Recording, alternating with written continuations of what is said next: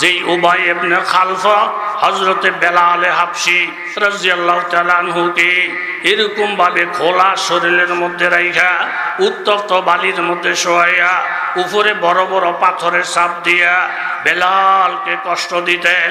আর বেলালে হাবশী বলতেন, সদা হাজারা দামে বাসাদ বরকদম চুতু বামা ইনা বাসাদ হিচে গম, সদা হাজারা দামে বাসাদ বরকদম চুতু বামা ইনা বাসাদ হিচে গম। হে আল্লাহ, তুমি যদি আমার সঙ্গে থাকো, আমার অঙ্গ প্রত্যঙ্গ যদি আগুনের মধ্যে জ্বলে, তুমি যদি আমার সঙ্গে থাকো, আমার দেহকে যদি চামড়া উঠাইয়া ফেলা হয়, তুমি মাওলা আমার কলবের মধ্যে থাকলে সমস্ত আঘাতগুলো আমার জন্য শান্তিদায়ক হয়ে যায়। আর বারবার বলতেন আহাত আহাত। এই উবাই ইবনে খালফ নিষ্ঠুর কাফের উকবার বাড়িতে গিয়া শুনে উকবা আল্লাহর নবীর কাছে কলমা পড়া মুসলমান হয়ে গেছে। কথাটা শোনার সাথে সাথে উকবাকে উবাই বলতেছেন, উবাই ও উকবা, তুমি নাকি মুহাম্মদের কলমা পড়ছো? বলে হা। তুমি যদি মুহাম্মদের কলমা পড়ে থাকো তাহলে তুমি মুহাম্মদের সাথে চলো, আমি তোমার সাথে চলবো না। ওই টাইমে উকবা যদি এই কথা বইলা দিত, আমি মুহাম্মদের কলমা পড়ছি, মুহাম্মদের সাথে আমি চলবো, তোমার মন চাইলে আমার সাথে তুমি চলো, মন না চাইলে আমার সাথে চলো না। তোমার মতো কাফেরের মন রক্ষা করতে গিয়া আমি নবীর মনে কষ্ট দিতে পারি না। ওই নাস্তিক মোরতাদদেরকে খুশি করতে গিয়া আমি আলেম ওলামার মনে কষ্ট দিতে পারি না। এইভাবে মালাউনদেরকে খুশি করতে গিয়া আমি মুসলমানদেরকে কষ্ট দিতে পারি না। আমেরিকারে খুশি করতে গিয়া আল্লাহ ওয়ালাদেরকে কষ্ট দিতে পারি না। কিন্তু উকবা উবাইকে ডাক দিয়ে বলেন, উবাই, মুহাম্মদও আমার দরকার, আর তোমার মতো বন্ধু আমার দরকার। আমি তোমার সাথেও চলতে চাই, তুমি কি হইলে চলবা? বলে আমি তোমার সাথে চলবো, তুমি যদি মুহাম্মদকে ছাইড়া দাও, মুহাম্মদের কলমা যদি ফালাইয়া দাও। তখন উকবা বলতেছে, আমি তোমার মতো কাফেরের ঠিক রাখতে গিয়া প্রয়োজনে মুহাম্মদের কলমা ছাইড়া দিব, তবুও তোমার মতো বন্ধু আমার দরকার।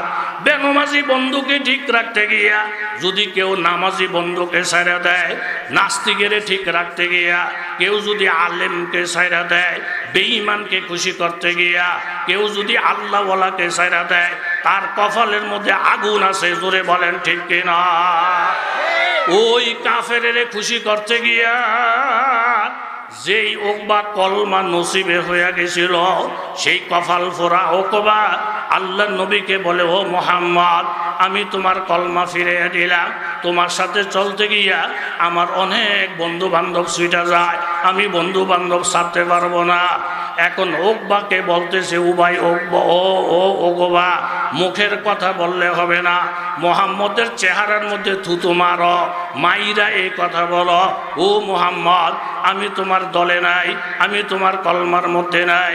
ওই কাফেরের কথা রক্ষা করতে গিয়া ওই কপাল ফোরা উকবা কলমা ফইরা ঈমান গ্রহণ করার পরে আমার নবীর চেহারার মধ্যে থুতু মাইরা উকবা বলতেছো, মুহাম্মদ, আমি তোমার কলমা ফিরিয়ে দিলাম, আমি তোমার চেহারার মধ্যে থুতু মারলাম। সাথে সাথে আল্লাহ তাআলা সূরাতুল ফুরকানের এই 3টা আয়াত নাজিল করলেন, ইয়াউমা ইয়াদুজ যালিমু আলা ইয়াদাইহি। ও উকবা কপাল ফোরা, খারাপ বন্ধুর সাথে চইলা আজকে নবীরে হারাইয়া ফেললা, খারাপ মানুষের সাথে চইলা পীর মাসে এক হারাইয়া ফেললা। এই জন্য আল্লাহ তাআলা কোরআনের মধ্যে বলেন, ফাদখুলি ফি ইবাদি ওয়াদখুলি জান্নাতি।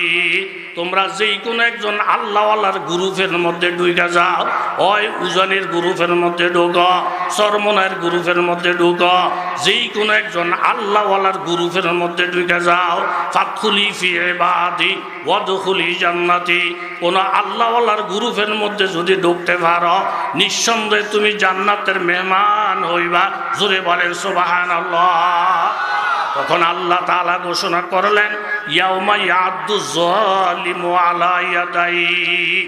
এই উকবার মতন যারা জালেম, কাফেরদের কথা রক্ষা করতে গিয়া নবীর সাথে বিরোধিতা করছে, আলেমদের সাথে বিরোধিতা করছে। তাদের পরিণামটা যখন দেখবে আফসোস করে আঙ্গুল কামড়াইয়া কামড়াইয়া হাত পর্যন্ত কামড়াইতে থাকবে। আর এই কথা বলবে, ইয়াকুলু ইয়া লাইতানি ইত্তাখাযতু মা'আর রাসূলি সাবিলা। আমি কাফেরের সাথে বন্ধুত্ব না কইরা আমি যদি মুহাম্মদুর রাসূলুল্লাহর সাথে বন্ধুত্ব করতাম, আল্লাহ ওয়ালাদের সাথে বন্ধুত্ব করতাম, তাইলে আমি গুনাহগার হইয়াও আল্লাহ ওয়ালাদের কারণে আজকে জান্নাতে যাইতাম। জোরে বলেন ঠিক কিনা? জুনায়েদ বাগদাদী রহমতুল্লাহ আলাইহি ওনার এক মুরিদকে সঙ্গে নিয়ে সফরে গেছেন। পথের মধ্যে গেছেন নামাজের টাইম। জুনায়েদ বাগদাদী বললেন, দেখো তো এখানে কোনো মুসল্লি পাওয়া যায় কিনা। বলে, হুজুর বাড়ি করত নাই, মুসল্লি পাবো কোথায়? তবে ওই পাহাড়ের উপরে একজন লোক লাকড়ি কাটতেছে দেখা যায়। জুনায়েদ বাগদাদী বলেন, ওই লোকটাকে সালাম জানাও, নামাজের দাওয়াত দাও। মুরিদ উপরে উঠে বললেন, নিচে জুনায়েদ বাগদাদী হুজুরে আছেন, জামাতের সাথে নামাজ পড়তে চায়, আপনাকে সালাম জানাইছেন, জামাতে নামাজ পড়ার কথা বলছেন। কথাটা শোনার সাথে সাথে কাঠুরিয়া কুড়ালটা পিছনের দিকে ফেলে দৌড়ে আসলেন। আইসে বলেন, হুজুর আমরা তো গরিব মানুষ, কাজ করে ভাত খাই, জামাতে বলে নামাজ পড়বেন। বলে, হ্যাঁ হুজুর দেরি করেন না, দাঁড়াইয়া যান, আমার কাজের খুব তাকিদ, কাজের উপরে আমার জীবিকা নির্ভর, রিজিক নির্ভর। হুজুরে বলেন, এই মুরিদ এ বলদ দৈরা আনসুদ করতে গা, হে আইসেই দিন নামাজে দাঁড়াইয়া যাইতে চায়, এ কি উজু করবো না, এসরা করবো না, হে আইসেই দিয়ে ডাইরেক্ট নামাজ নামাজ নামাজ, নামাজের জন্য কি উজু লাগবো না? উজু তো ফরজ। জুনায়েদ বাগদাদী বলেন, এই মিয়া নামাজ তো পড়বেন ভালো কথা, উজু কইরা আসেন আগে, উজু তো ফরজ। কাঠুরিয়া বলতেছেন, হুজুর অজুর কথা বললেন? বলে, হ্যাঁ। বলে, হুজুর মুসলমান যে অজু ছাড়া থাকে এটা আপনার কাছে শুই না, আমার কাছে বড় আশ্চর্য লাগে। জোরে বলেন সুবহানাল্লাহ। সালেহাতু সঙ্গে বুদি দিল খারাস, সালেহাতু সঙ্গে বুদি দিল খারাস, আজমুদা এক জমানা খাক বাস, জুস মে আয় জুদরিয়া রহমকা, গিবের সদসা আল্লাহ ফখরে আউলিয়া। জুনায়েদ বাগদাদী অবাক হয়ে গেলেন। একজন কৃষক লোক, একজন শ্রমিক লোক, একজন লেবার লোক। লোকটা বলতেছে, মুসলমান উজু ছাড়া থাকে, এটা কেমন কথা? আমরা ছোটবেলায় যখন উজানি এলাকায় যাইতাম, দেখতাম যারা হাল চাষ করে তাদের ফরনের মধ্যে পায়জামা থাকতো, তাদের মাথার মধ্যে টুপি থাকতো, আবার টুপির উপরে ফাগড়ি থাকতো।